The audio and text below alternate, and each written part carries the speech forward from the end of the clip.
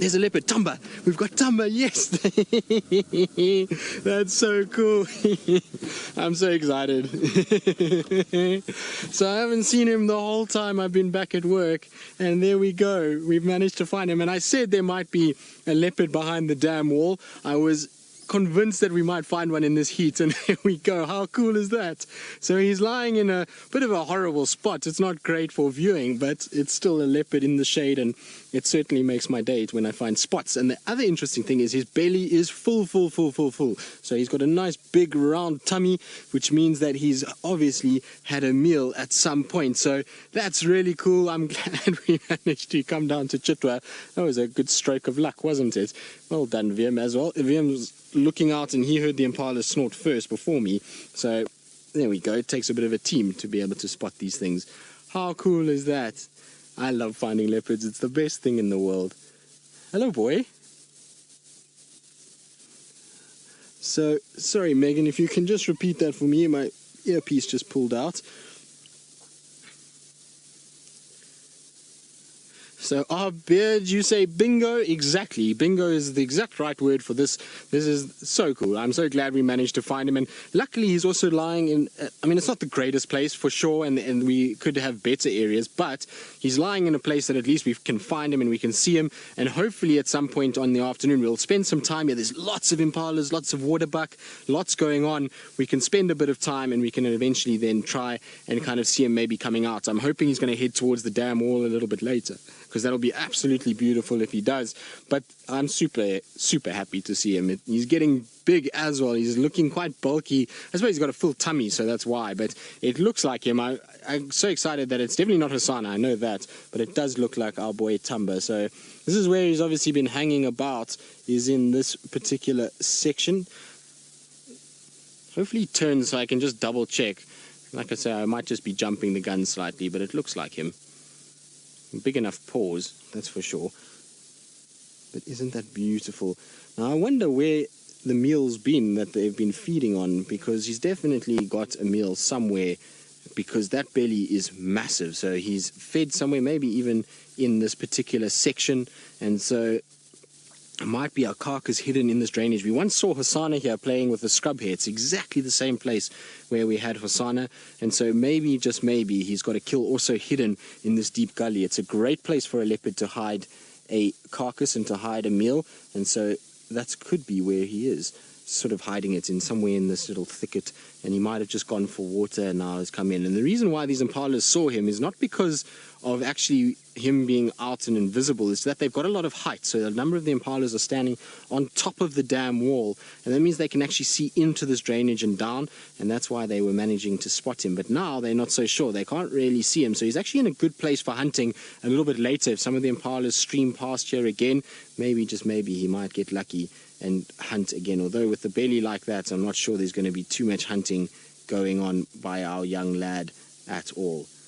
But so good to see him. I'm so glad we've managed to kind of find where he is. And this is great news, because if he's here, it means he's been spending a bit of time in this area. And so now we know where he is. Thamba seems to be a character that spends a lot of time in the same place and doesn't seem to move around a lot. And so if we know where he is, it's a good place to check and to keep moving around and to keep coming back to. And eventually, you know, we'll pick him up, I reckon, quite a lot in behind this Chitwa Dam wall area. It's a great place for leopards. I've always had a lot of luck in this section, and always kind of have had great leopard sightings behind this dam wall. It's shady, it's thick, there's a lot of gullies and drainages, which is great for hunting. So it is the perfect place if you are a leopard to spend time. But look at how beautiful those eyes are. It's most definitely Thamba, and I believe a lot of you agree that it is him. It's just now that I can see his face a little bit better, it is him.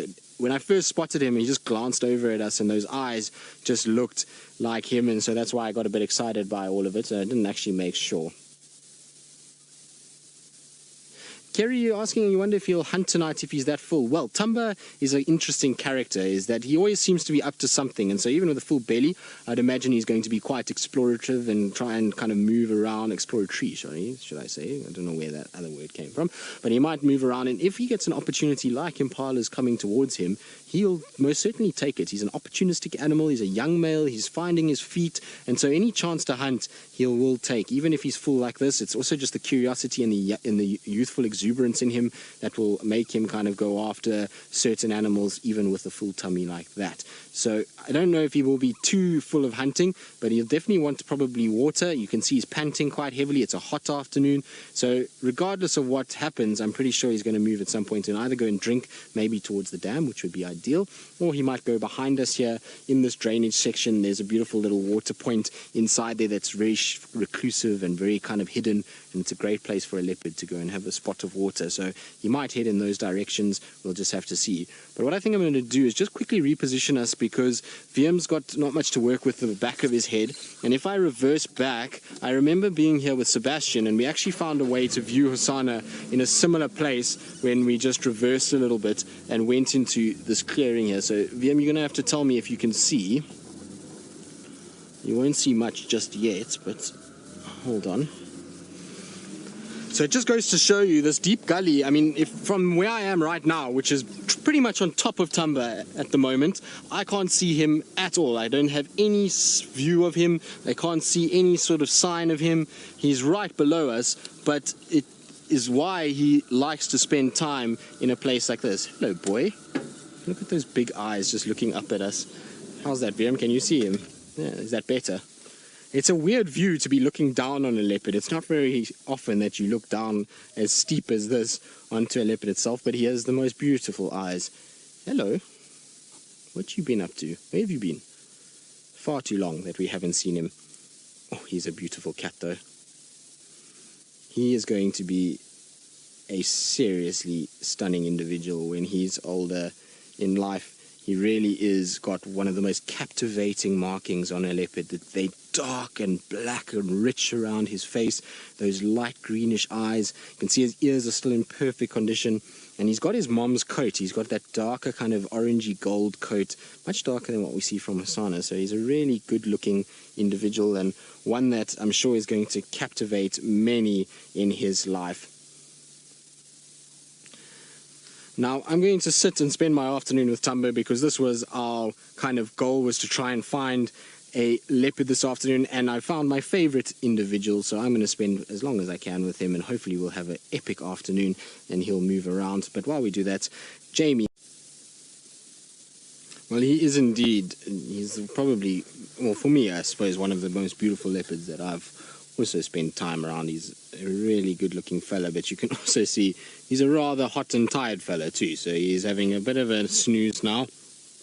There are a couple of cars that will be coming to join us just now, so maybe that might prompt him into waking up out of his slumber, but I think we're going to see this for a while. It's still quite steamy out here and quite warm, and so he's in a perfect place with a bit of shade. I would imagine that that soil down there is quite cool because it's been in shade most of the day, and so he can have a really nice rest here before then going and getting water a little bit later towards the sort of sunset time. So it's going to be a patience game for us. We're going to have to just sit here and wait with him for a while, and then eventually he should get up and maybe move around.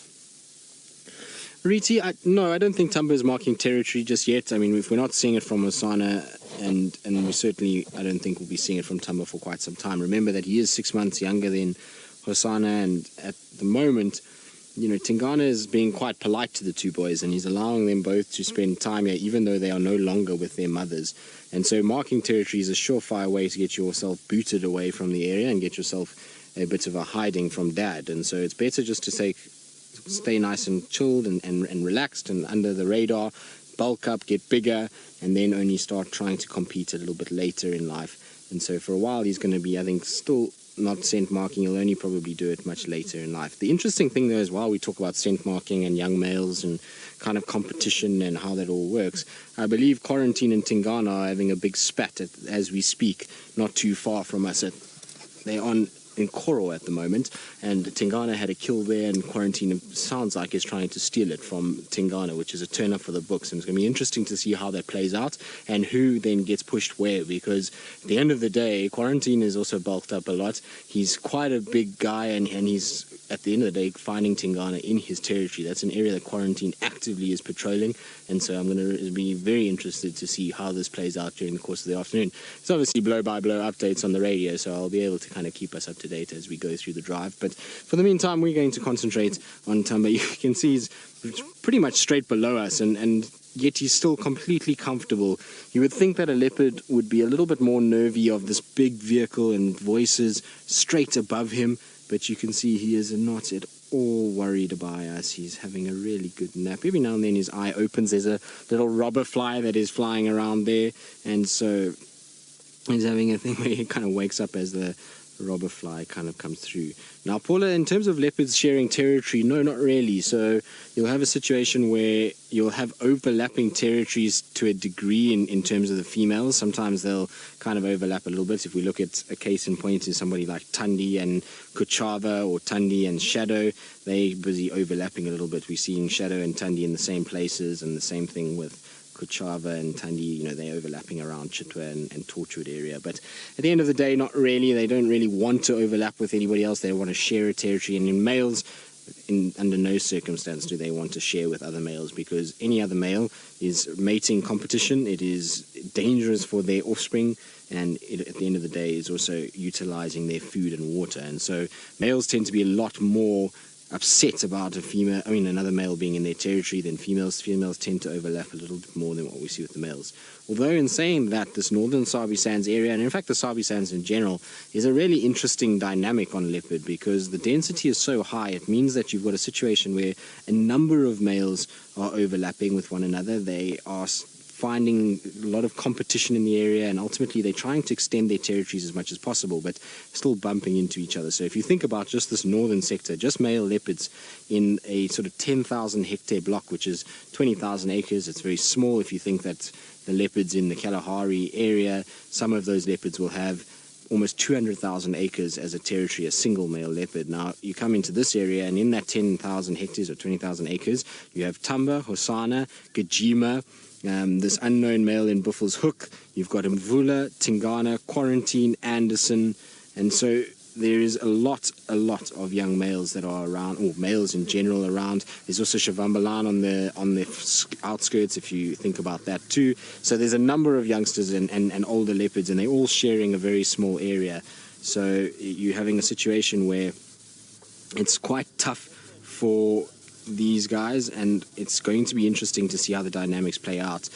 What is really surprised, we might see him just put his head up and have a little look around and see what's going on. So he's just a curious cat. He always has been. I see he's got a little nick on his nose, so he's obviously had a little scrap with somebody and got a little sort of cut on his nose there, which is to be expected of a male leopard. His perfect kind of coat is slowly but surely starting to get little scratches and marks, which is pretty much par for the course, and you'll get a number of those as life goes on. I wonder if maybe that wasn't from the multitude of multiple leopard sightings that he's been seen in. So he's been seen around Hosana, he's been seen around Thandi, obviously, his mum, he's been seen around Tingana, he's been seen around Kuchava, and so he's got a number of kind of different leopards that he spent time around, and I wouldn't be surprised one of them just swatted a little bit at him and gave him a little cut on his nose. It's not bad though, it was just superficial, and he'll be absolutely fine. So he's going to be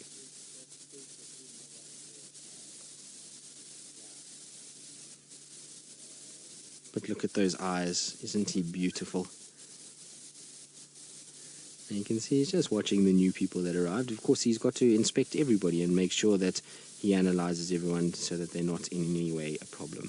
Right, now, while we kind of watch Thamba gazing around and checking out his environment, and he's up and moving, so maybe he's going to walk towards the waterhole. But while he's moving, I believe Jamie's lions are also on the move. So let's go across to a real show. He's starting to walk around nicely, and there's this golden afternoon sunshine that's coming through, and he can't really make up his mind as to where he wants to go. He's gone kind of up and down and round and back, and then now we're slowly kind of settling down again. It almost looks like he's stopped and is just watching, and hopefully he is going to come out and up towards the dam wall side, because the light on the dam wall is absolutely perfect, and it should be wonderful. If he heads that way, we should be in for an absolute treat if he does. But isn't he just the most beautiful cat? He really is quite full as well. He's struggling a little bit with this story and having to kind of deal with this big belly on a hot day. Seems as though he's watching something now. There were some waterbuck that were around, and you can see he's gotten quite low now. It's almost like he's into a sort of stalk mode. So he's kind of got his head down and just watching, trying to keep his profile as low as possible and trying to just stay out of view. But it looks like he's going to settle down maybe there and lie down again. Oh, There we go. It just took a while to figure out exactly where we wanted to lie. So not onto the dam wall just yet. Maybe he's worked out still a little on the warm side to be heading down there and to be kind of getting into a position where he's in the sun. So we might just have to wait a little bit longer. But at least he's moved out of that very steep drainage. It makes it a lot easier for us, that's for sure, to view him. And we don't feel as though we're right on top of him, which is a lot more comfortable for, I think, everybody involved. But you can see he's definitely panting a bit, and he hasn't really exerted much energy. He just took a short stroll, but he's built up quite a bit of heat, and also that food is pushing up on the lungs, so much shorter breath. Sky Doogie is wondering if he gets an occasional meal from Mom. Well, Sky Doogie, I don't think so. I think, unfortunately for him, no meals from Mom anymore. I think he's in a situation where he's all on his own these days. He's going to have to fend for himself. The fact that she's pregnant is going to mean that she's not going to be feeding him. I don't think she's going to be trying to find food for him anymore. I think that relationship, unfortunately, has now been severed, and he's now going to live life as a loning male. Now, you can see he's walking right past the car. He doesn't really care too much. I'm going to roll forward so that we can get a better view of him, and I don't have to kind of look at the cars, and so we just don't even have to turn the vehicle on. It's the nice part about being on a very steep slope, is that I can just roll a little bit. Now hopefully he settles somewhere there, because it's going to be beautiful up there, and that late afternoon light is absolutely wonderful. So maybe what I'll try and do, now hopefully these guys are not going to block me, which they're not. So that's pretty good. There's unfortunately a really nice big marsh here, and so I can't really cross that, because otherwise I'm going to have a situation where I might get stuck. But what I want to try is to go from this side over here and just see if we can't get a better view from a little lower down. It's going to be a bit bumpy, sorry Vildi. A little on the bumpy side and a little bit on the mushy muddy side too. But let's see, we might be able to through. No, is he moving again? Can you see better, Vildi, or no? Don't have visual. No, I think he's moving again. So I was hoping that we'd be able to see from here, but it seems as though he's gone down. Sorry, Liam, got to cover you in a bit of mud, as Taylor said. You're not a guide unless you're in a bit of mud. So we're going to try and just... There we go. That's better.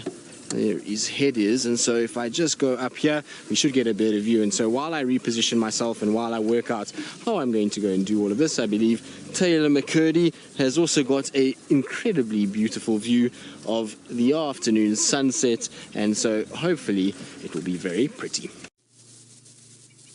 Well, here's my submission to the sunset competition. And that's actually a rhyme. I didn't even know about that. But anyway, we got Thamba. It's still a little early for our sunset, but we'll put it in anyway because the girls are pushing and they're saying they want it. But there's our sun slowly setting behind a leopard. And, well, I like red sunsets and I like clouds in sunsets. There is very few things in this world that is better than a leopard with the sun setting behind it. And so VM reckons that ours wins hands down. He says it's not even a competition, and I tend to agree with VM. It is absolutely beautiful, and that sort of little gold rim that is kind of highlighting Thamba and his whiskers and his ears and his sort of body is just absolutely perfect. So such a special way to see a leopard, and the more that sun is coming down, the better it's going to get, and the more sort of colors we're going to see, and the more it's just going to probably blow our minds away. So I'm super happy that we are in the position we're in, and hopefully he stays exactly where he is.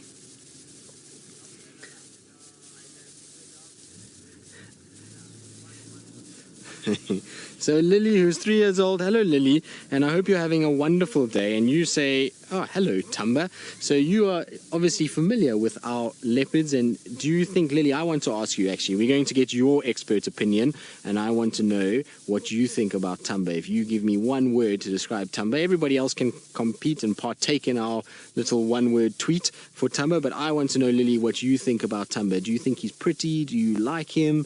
What do you think? And so you can let me know on #Safari Live how you feel about Thamba and what seeing him makes you feel.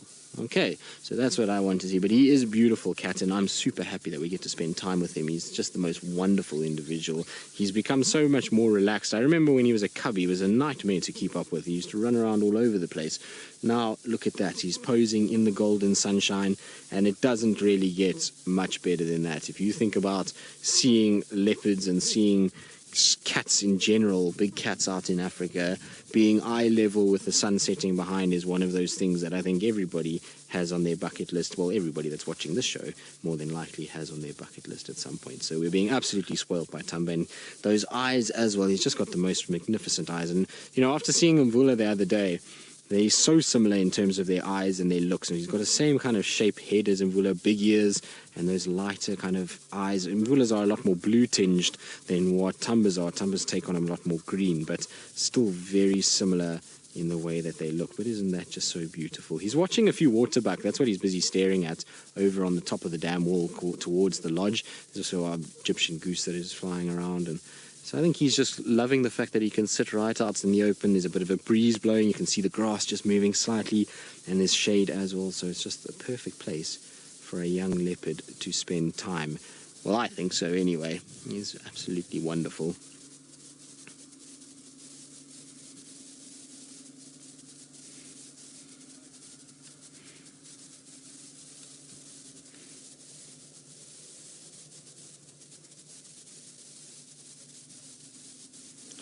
So take care. You're asking when a leopard scent marks. Now, I think you said that can they tell how long it was ago or how much time has passed? Is that right, Megan? Did I get that right, or did I miss it? So I would imagine so, yes. I would imagine that they are sensitive enough to know that there is a fresh scent or a not so fresh scent. I think they'd also be sensitive enough, if they're sensitive enough to know that it's a male, female, if she's in estrus, if it's young male or dominant male. If they're sensitive enough to that, they'll be definitely sensitive enough to know how fresh that scent is. So I'm pretty sure they can work out whether it's something that they can find right there or if it's something that's a little bit older. If you looked at Tingana's behavior a few days ago when he was around and we found then Mvula in the afternoon, Tingana was back and forth and striding all over the place, and you could see he was visibly agitated by what was going on. And so I think there was a situation where he realized that there was definitely a leopard around, a male leopard around, and he wasn't 100% sure which male leopard it was, but he knew that there was a leopard around, and so he kind of had a situation where he was trying to find exactly who it was. He knew it was a male, and he was up and down, and he unfortunately must have lost the scent due to the fact that there was a bit of rain around, and it was a cold, windy day, which would have stirred that scent up. But he definitely became more and more interested. The more he walked towards where Mvula was eventually found in the afternoon, the more kind of hyped up he got, and the more he was up and down and really actively trying to find it. So I think, yes, they know how fresh it is. They know whether it's something they need to worry about or if it's something that's been a few days before. So it's obviously one of those situations that there is some sort of perception. I don't think they can tell minutes and hours, but definitely whether or not it's something they should pursue or not. But look at those orange colors that are slowly starting to come through behind them. It's almost a magical scene as the sun is filtering through those leaves. So Lily, you say exactly how I feel as well. You say that Thamba is so handsome and that you absolutely love him. Well, I'm glad that you do, Lily. He's my favorite cat, and he is handsome, isn't he? He's a very beautiful leopard, and I also really love him too. So it's a wonderful cat to see, and I'm glad that you like him, and I'm glad, hopefully, that it's been an exciting part of your day to see him, and that you really are happy to see our spotted friend. But I think it's just going to get better and better, actually. This sighting, if he just stays there for 15 more minutes, 15 to 20 minutes, that should become absolutely bright orange behind him, and we should get the most deep, rich colors kind of coming out, and then him just sort of backdropping, or in the foreground of that backdrop. So it's going to be wonderful and worth sitting exactly where we are. I don't think it's any reason for us to change where we are or move or in any way, and so hopefully we're going to get a really special treat with Thamba. But like I say, you can see the fingers of light now breaking through all of those branches and leaves, and it really will be special once that sun just gets a little on the lower side.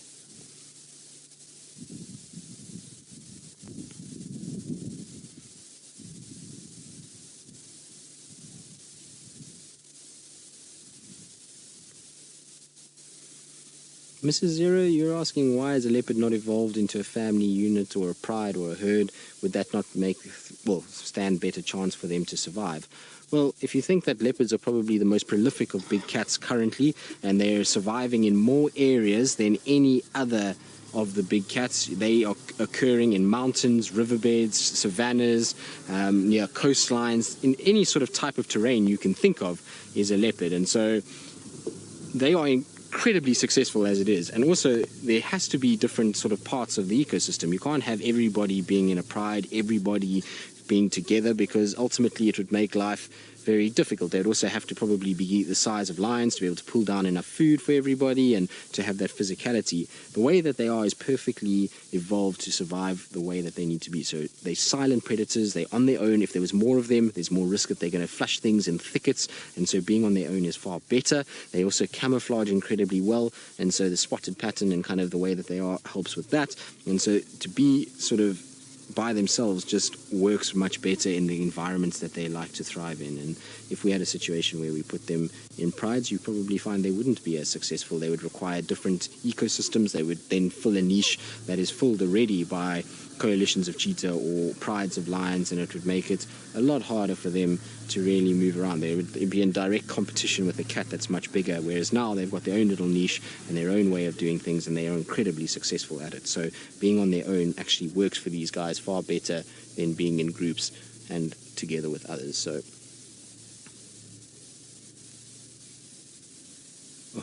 the lily is just beautiful.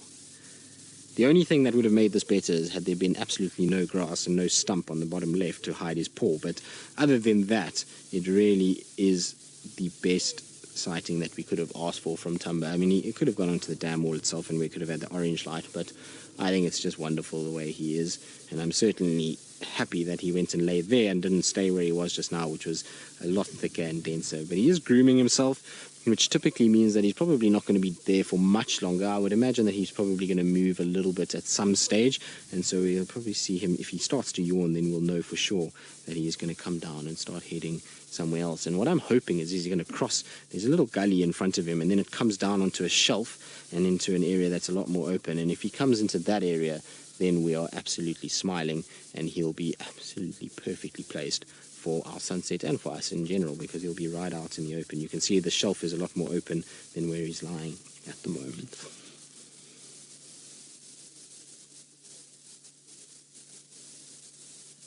Oh, just having a little look around. Isn't that beautiful? Look at those eyes and that face.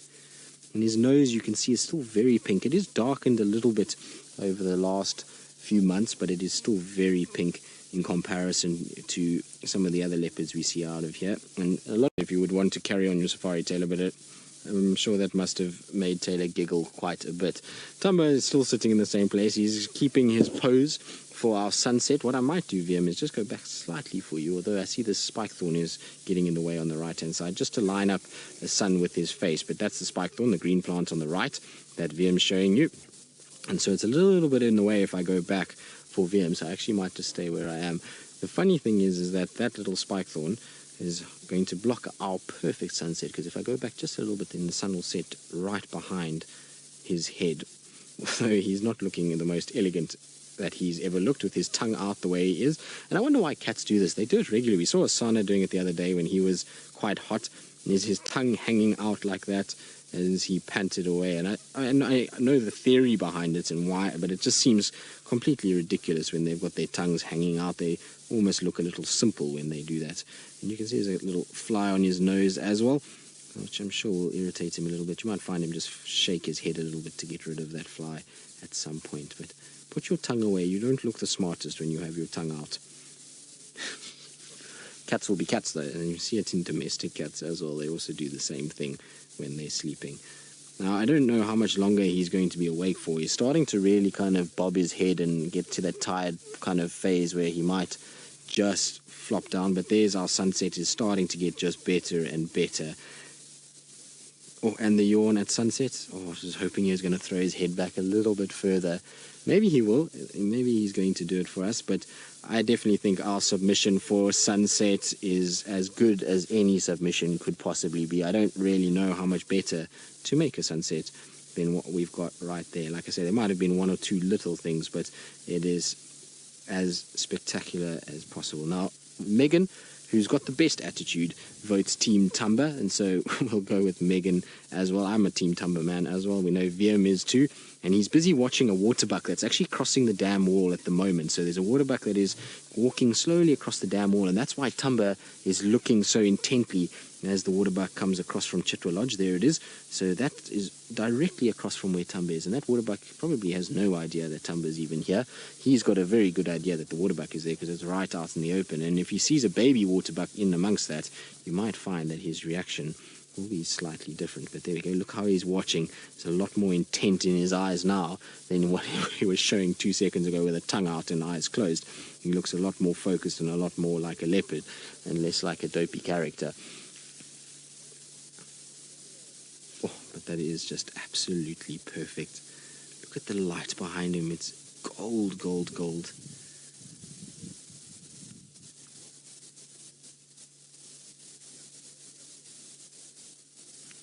Riti, no, I don't think the green in his eyes helps with better night vision. At the end of the day, you'll find that all of these leopards have very good night vision. Now look, you see, he's changed his position. Oh, and it's actually even better for us. His paws are out now. His head's a little bit behind the grass, but paws out. But at the end of the day, all leopards have to survive and have to move around out here and be effective in the night. And so whether their eyes are brown, yellow, green, blue, whatever the color may be, they've all got to work in the same way, and they've all got to be able to see at night. And so no, I don't think eyes are better color, or green is a better color, because then leopards would have evolved with all of them to have green eyes. I think it's more about the cells that are in those eyes, and so you find he's got more rods than cones, and the same as any other leopard, they'll have a high percentage of rods, which allows them to see much better at night than during the day, or to see color like we see during the day. But I think that waterbuck's onto something. The waterbuck is just stopped and looking at all of us. And oh, look at that. How nice is that? Orange, orange, orange backdrop to a beautiful young male leopard. It is absolutely perfect. Now we just need him to do a nice big yawn for us in that orange light, and I think we've absolutely nailed it.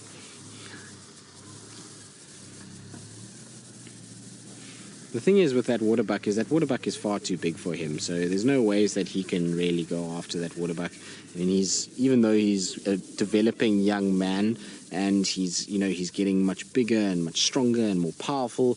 Thomas, you were wondering about this as well, but he's just not going to be powerful enough just yet for something of that size. Also, he doesn't have the technique just yet. At the end of the day, he's still learning. He's a young leopard. He's only just started hunting for himself, and so that's a bit more than he can probably chew going after something like that. And so he's going to have a situation where he's going to have to just learn a little bit and start honing and sharpening his teeth and claws, so to speak, on smaller animals like impalas and duikers and steenbok and scrub hares and those kind of things.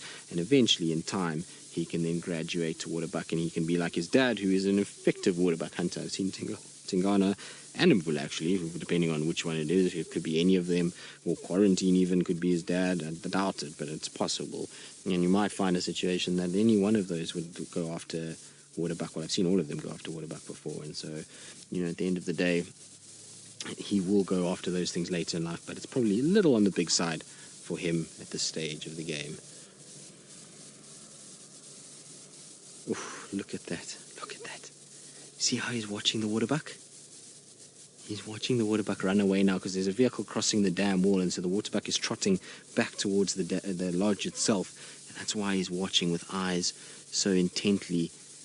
Wow, that is absolutely stunning. Spoilt is what we are being by this sighting, that is for sure. It is not in any way disappointed, and he never does, to be honest. He's a curious cat, and it constantly seems like he's up to something. I was saying to Wiem when we were off air, because obviously Wiem was in Kenya and hasn't spent nearly as much time with Thamba as maybe Sebastian or Senzo or the guys that have been here for quite a long time during the sort of Mara season. And I was saying to him, the one thing I love about Thamba is that it's very seldom that he sleeps for long periods of time. He tends to watch things, he looks at things, he generally gives you something all the time. And so like spending time with him for that reason. He's not a cat that tends to sleep all the time. He often has his eyes open and watching and looking at the birds that fly over, looking at the insects, listening.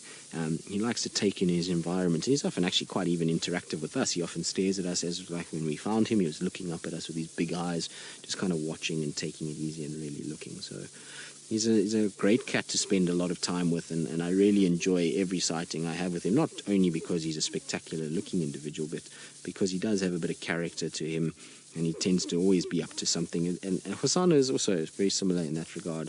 Hosanna also gets up to a lot, but I see Hosanna starting to edge into more the bad ways of the older male leopards. Oh, there's a very brave dove that just flew over his head, edging more into the ways of the older males and getting a lot more kind of stationary and sleepy as the days are going on, and he's getting a little older. Sorry, Vim. So I'm sorry about that. I just took my foot off the brake and it just lurched forward a little bit. I do apologize.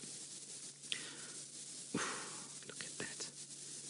Those eyes are just magnificent. Can you imagine when he's a fully grown 7-8-year-old male, what he's going to look like? He's going to be bulky, he's going to be big, and I think with a few more scars, he's going to be one of those leopards that's really going to stand out as an incredibly looking individual, or incredible looking individual, should I say. Sun is getting to the right color now. It's that more orange coloration, and is kind of really a little fireball in the sky. And as we go back out, you can see it's almost down. I don't think we're going to get too much more light, unfortunately. I think it's going to get to a situation where it's probably going to fade away fairly soon, and maybe that yawning is a sign that he's going to get up and start moving. I think it might be a situation where he might come out a little bit, and like I say, hopefully he'll come and sit. There's a little ledge here, and if he can sit there for us, that's just going to be the most spectacular place for him to go. I think the flies are also a bit irritating him a bit, and you can see ears are twitching, face is twitching, a bit of a yawn. So it seems like he's almost at that point where he might decide to move a little bit and head in a different direction. Hopefully it's, like I say, up towards the dam wall, because it will be beautiful up there if he does head that way.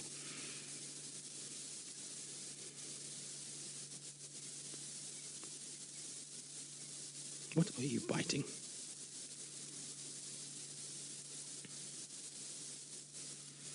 Right, now while Thamba, oh there we go, now he's up and moving, and so let's see if he's going to come straight towards us. Looks like he might. It seems as though he's going to come and say hello. Hello, boy. Are you going to come and be friends with us? Are you going to come and introduce yourself to VM? There we go. He is literally, I would say from me, maybe not even 1 meter. Hello, boy. There's the side of the car. Are you curious about the back of our car?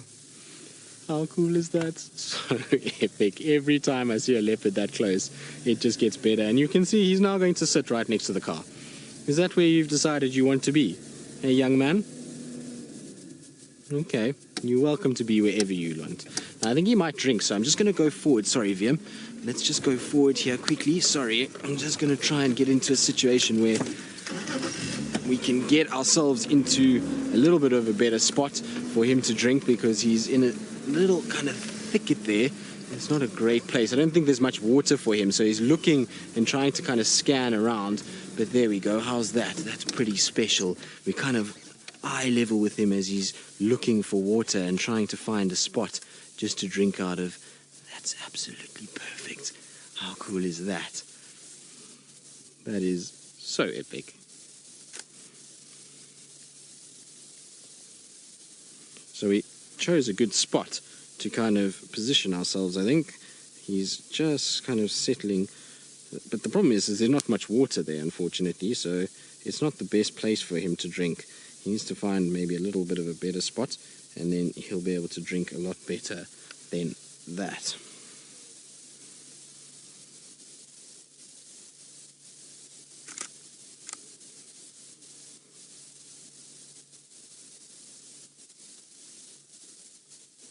How's this though? You see, he's just looking at all these little puddles. Graham, you say he's so full, he's struggling to walk. Well, he is, isn't he? He's very full. So I wonder if after a drink he might lead us back to wherever he's been, and maybe we'll find a kill somewhere here that he's had and has been feeding on over the last little bit. That's what I'm hoping, at least.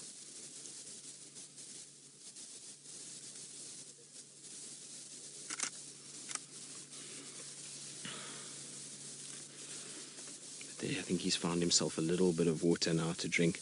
It's not the best place though. There's a much better place not far from where we are, behind us a little bit. So if he just walked and crossed this big open clearing, there's actually a nice little puddle behind that he could drink at a lot more effectively.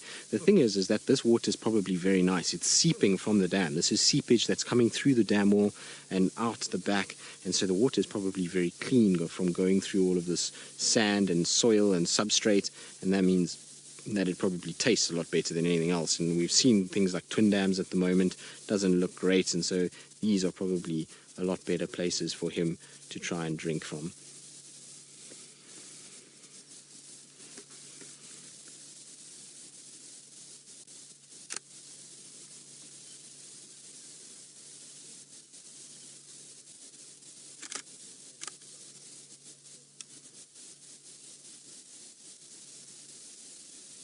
Look, he's just figuring out a way to get out of the mud while he's sort of walking along, because there's one thing that a cat doesn't like is mud. And there we go, off we go again. I think he might find somewhere just to lie down. He's heading back to where that waterbuck was walking.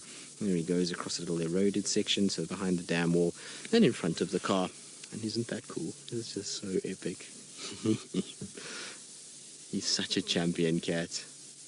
I absolutely love spending time with this guy. He's just always so obliging to us, and I love how he just slowly ambles. He's really got nowhere to go. He's not a territorial individual yet. He doesn't have to worry about finding himself a place to go and scent mark or anything like that. He can just kind of stroll around and, well, go into a little drainage ditch if he wants to, and go and have a little look at a three-banded plover that's walking behind him as well. Are you going to chase the three-banded plover? Don't chase the three-banded plover. Don't be naughty. Leave the three-banded plover alone. At the end of the day, it doesn't need to be hunted. Maybe the little plover's got eggs. It's going to be interesting to see what the plover does, because the plover's almost staring in the face of danger. And look at his tail. His tail is twitching as though he wants to kind of go towards it. And we might see the little plover fly away shortly. Has it got a little insect in its mouth, or what is that? It seems as though it's got something. And there he comes. He's out now and sniffing around, obviously not too perturbed by this little plover behind it.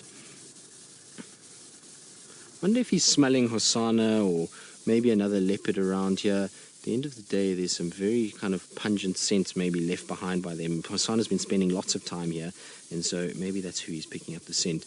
I hear his mom was found not far from where we are now, just north of us, and so maybe, just maybe, there's a situation where she might come down this way, so we'll just have to hold thumbs.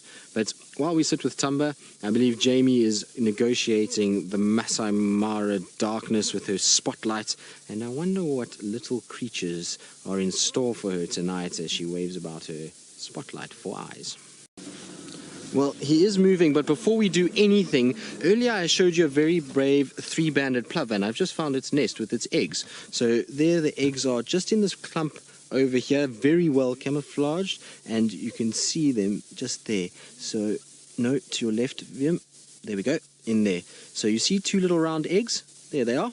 So incredibly well camouflaged, just like the little nest that it's built. You can see it's pushed little bits together, and it's laid its two eggs perfectly there, and that is why this little plover, or lapwing, I mean, no, plover, sorry, I say, it's not a lapwing, is being so brave in the face of a leopard. And I'm surprised Thamba didn't pick it up, and I'm surprised also that, well, I'm glad that when we came in here that we missed that egg and that nest site, because it is almost impossible to see had it not been for the little bird going towards it. And there we go, look, she's going to sit on top of it, or he, whichever one, be male and female.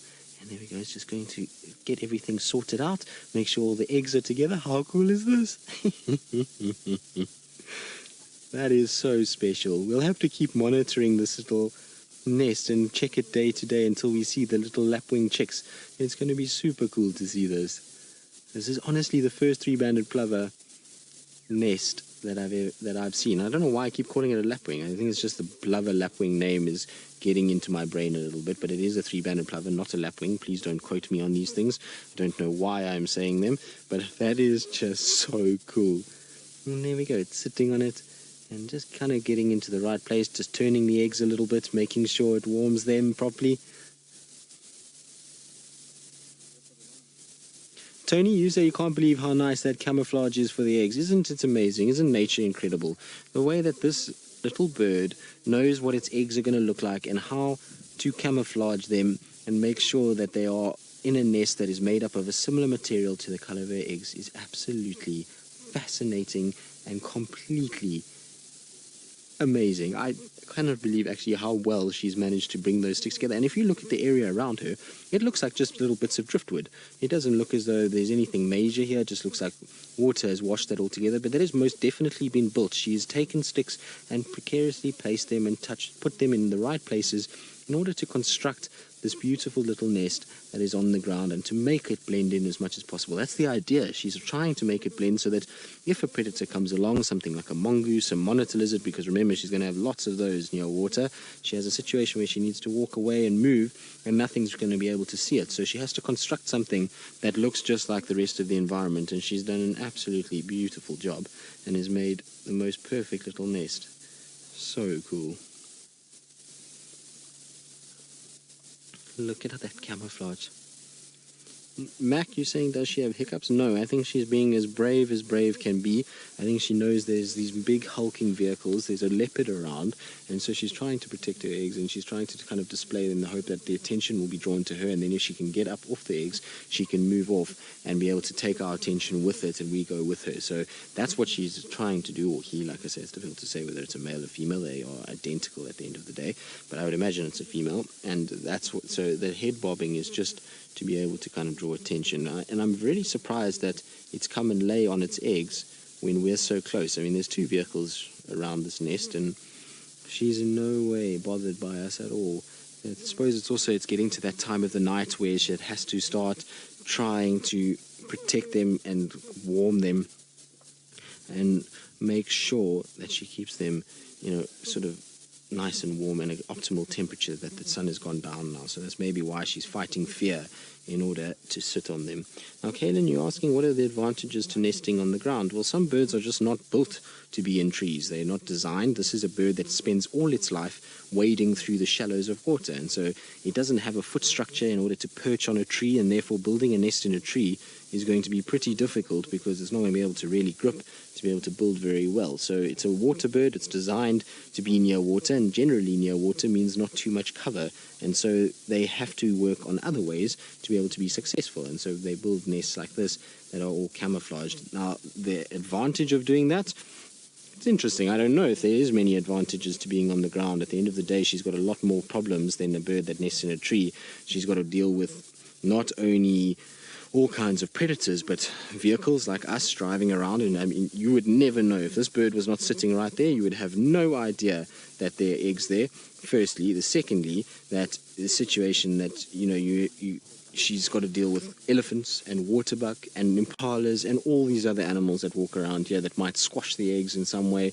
And so there's not really too many advantages, to be honest, other than the fact that she just has the most incredible camouflage for eggs. And that's why you find any bird that nests on the ground, their eggs are perfect for the environment that they spend time in. So you'll find perfectly colored eggs, whereas a lot of the other birds that are tree nesters, their eggs tend to be quite brightly colored. So something like an arrowmark babbler will have a bright sort of powder blue colored egg, whereas these ones are these absolutely perfectly colored gray eggs. Now, the thing is that I can't move. Now that this other vehicle's moved, I can't go anywhere to show you Thamba, because at the end of the day, he's behind me over there. You can see him just tucked in a little thicket. He's just watching and is completely non-phased by a little plover and its eggs. He's watching something else and is looking down the other way, and so I can't really go anywhere, and also don't want to drive anywhere near this bird. I want it to settle down and to spend its time where it is. So I think I'm just going to reverse back slightly and hope that this little bird doesn't move. But that is one of the most coolest finds, and like I say, it's something that we can follow. That's the nice thing about this, is it's something that we can develop into a little story, the trials and tribulations of a little plover. Now it's off its nest again, so I just want to get one last look. I know it's not ideal for it to be off its nest, but one last look at those eggs and just how well they blend in with the environment. Look at that. Is that not amazing? I find that absolutely unbelievable. I think it's incredible that nature has a design on an egg that matches the rest. Right, while I marvel at this little plover and her bravery and her cleverness to be able to build something as intricate as that to camouflage her eggs, let's go back across to Jamie Patterson, who's got her spotlight out still and hasn't had much luck yet. We do. We have the best close-up possible. And he's having a little nap, and oh no, he's just closed his eye. I was hoping he was going to stay the way he was, because VM had framed up his eye beautifully as he was staring off into the distance. He's just moved himself a little bit and is now settled on top of one of the little shelves that we have around here. There's his head up again, so he might look in this direction. Hopefully he does, because he's got these beautiful big blue eyes that were looking, or green eyes should I say, that were looking straight at us at one point. And VM was just getting the most ridiculous close-up. You could actually even see a little kind of thing dangling. I didn't know if it was a fly at first. We thought it was a fly kind of flying around his eye, but it was actually something hanging off his whisker, and it was right in the sort of around the eye, and you could actually see the shadow on the eye itself, and it was just pretty much a full frame of just one of his eyes, which was very cool. So hopefully he will decide to look in our direction again, and we'll be able to get another little view. But I think what he's done is he's put his paw there, and now he can kind of balance his head on his paw and have a little relax as the night sets in. At the end of the day, it's now time for him to have a really good nap. It's not quite dark just yet, but he's had a little drink, he's had a little wander around. I think if we come here tomorrow, we should be able to find Thamba. I don't think he's going to go far, unless another leopard comes through here, in which case it might be a bit different. But there you go, there's a unique view into a leopard's ear. You can see the little tunnel where it goes down and the canals into the inner ear, and how that hair funnels the sound deeper into the ear, and so that it can hear better. So a really nice, unique look into a leopard's ear as well. We're always at different angles, and being a little bit lower, sometimes you get to see things. You can see how it turns and adjusts for him to be able to hear a little bit better. I think he's just trying to get himself a bit more comfy. I don't think he's chosen the best spot. Shame, boy, is it uncomfy up there. But there you can see he's kind of resting on his paw and just really having a perfect little nap. That's absolutely amazing. Now, there are a whole host of vehicles that are wanting to come to the sighting, so ultimately I am going to have to leave him in the next few minutes. I don't think we're going to be able to stay much longer. It's all the guys that are returning back to their lodges, and particularly Chitwa. So there's 3 vehicles that want to come here, and ultimately we've spent a lot of time with Thamba this afternoon, and we've kept another number of people at bay. So I think we're going to take one last look at him, and then we're going to just move off and leave the rest of the guys to come in and make their way towards the sighting. Wonderful. But tomorrow morning, I think this is one of the first places I'm going to start, because at the end of the day, I don't see Thamba moving much at all. I think if we're clever about what we do tomorrow and we come and check carefully around here, I think we might find him sitting in a very similar area. He's a leopard that doesn't seem to move a lot, as I was referring to earlier in the drive, and so I'm pretty sure that if we go and we head into that area, we should be able to find him again, or this area. I don't know why I said that area, but we should be able to find him. Right, while I start heading back home and heading back towards, well, the center of Djuma and away from Chitwa, let's go back across to Jamie and see if that spotlight has found anything yet, and hopefully it will soon.